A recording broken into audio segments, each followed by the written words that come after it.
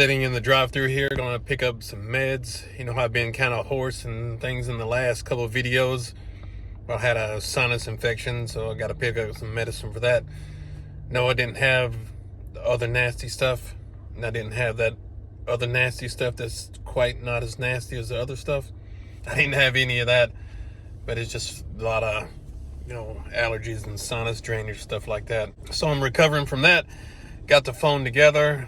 It's been bad weather all this week, so I really didn't, put together no vlog.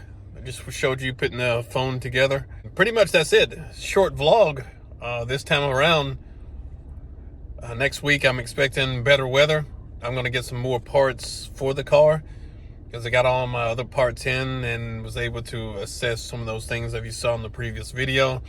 Just didn't get around to deeper into it because of the weather. But that's coming, and I'll keep you posted. Otherwise, keep coming back. Like, share, subscribe, leave a comment. Let me know that you watched. And I'll talk to you in the next one. Ultimate Expression.